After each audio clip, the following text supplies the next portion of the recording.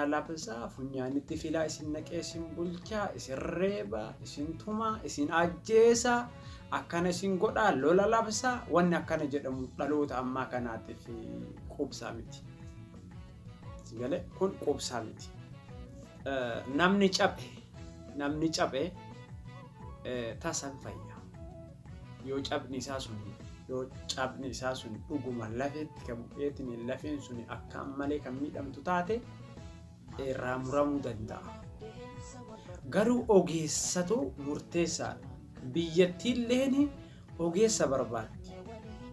Ogeessa siyaasaa, rogeessa siyaasaa, xiinxaloota siyaasaa, hayyoota siyaasaa, fuula dura biyyattii, egeree biyyattiitiif kan murteessoo ta'anii humna biyya keessaatiif humna biyya alaatiin ikonomii, diinagdee, barnoota, dandeettii, taalentii waan hunda kan guuttate yoo kan dhufu taate mootummaa biyyattii sunii fi biyya sun hin daaqu.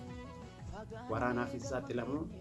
Nageenyi lammiilee biyyattii san keessaa bareedaadha. Namni nagaan bobba'ee gala. Namni nagaan akka fedhetti biyya alaa deemee hojjetatee biyya isaa misoomsa. Humna egereetiif ammoo investii barbaada. Investaroota ta'a. Investii godhanlee jechuudha. Amma maali rakkoon wal dhagahuu dadhabuu. Namni hunduu ammoo beekaa ta'ee argamu. Wallaalaa beekama ta'ee wallaalaa ta'ee yoo dhaabbadhee si dhaggeeffadhe waa yaada keetii sanii hin fudhadha.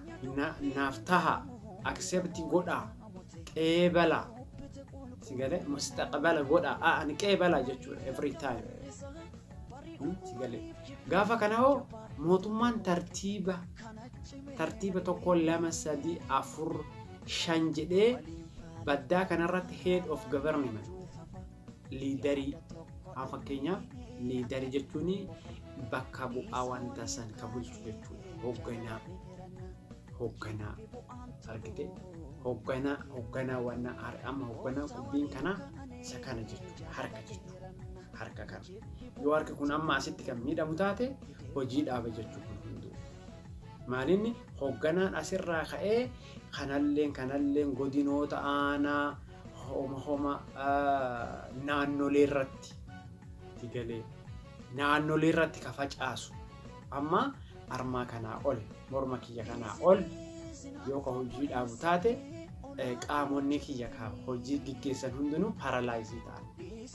Caasaan mootummaa akkas yoo mataan head governmentiin kun yoo rakkoo qabaate diinagdee siyaasaa haasawa gartee dimokiraasii wanni kun hunduu rakkina guddaa dhala.